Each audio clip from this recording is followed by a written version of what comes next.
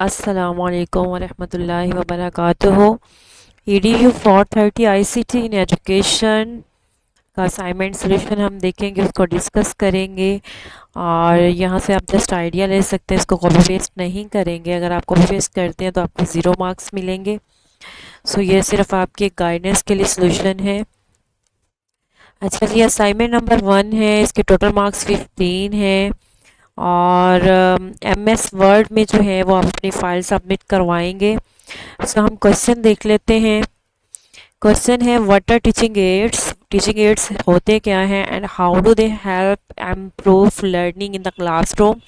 तो ये किस तरह से जो है वो क्लासरूम में लर्निंग को इम्प्रूव करने में मदद देते हैं। Name and explain 5 different types of teaching ads mentioned in the handouts and explain their benefits.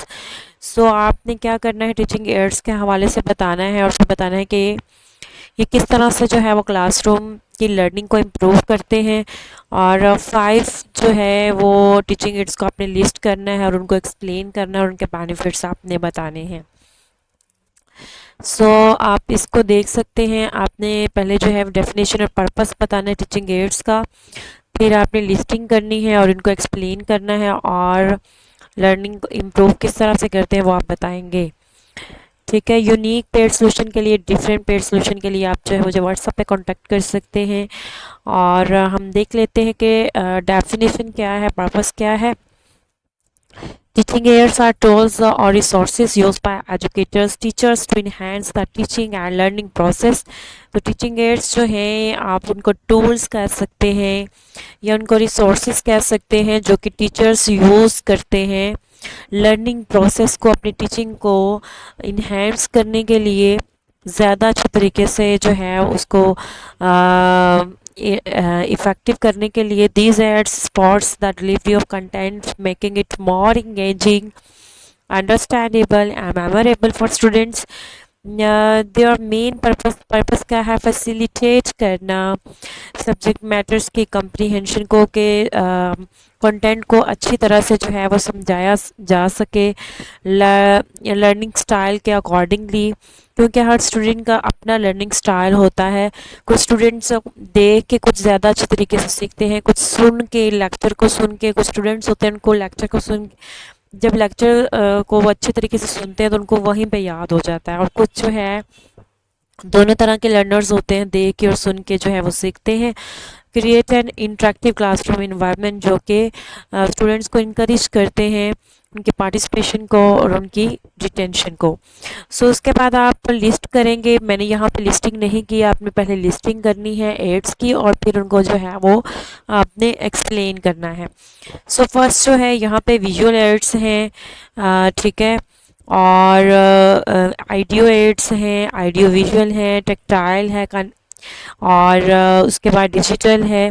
ठीक है, तो आप पहले इनको लिस्टिंग करेंगे और देन जो है आप इनको एक्सप्लेन और बेनिफिट करेंगे। अगर आप हेडिंग दे के लिखेंगे तो वो हेडिंग दे के लिखेंगे तो वो ज़्यादा ठीक रहेगा।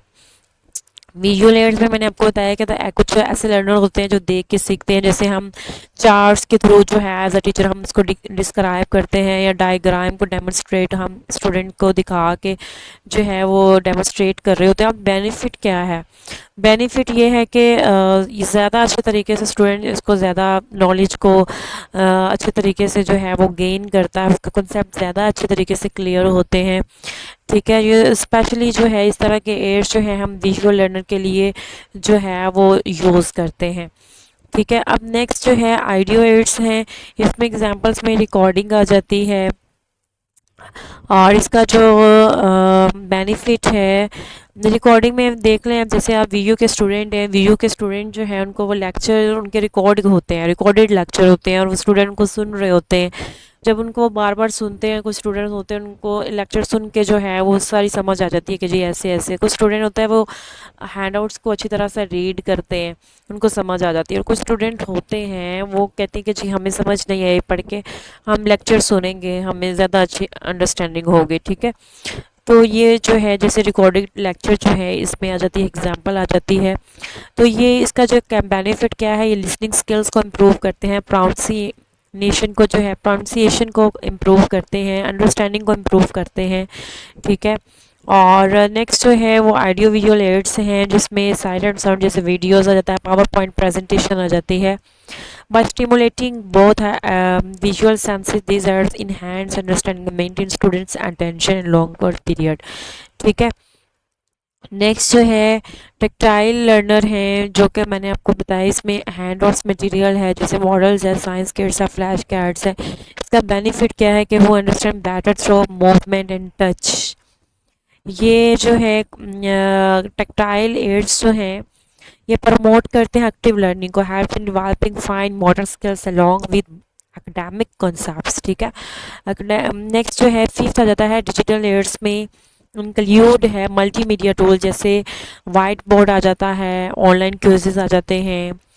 ठीक है। डिजिटल प्रोजेक्ट आ जाता है इसमें। तो ये लर्निंग को ज़्यादा जो है अडॉप्टेबल बनाता है।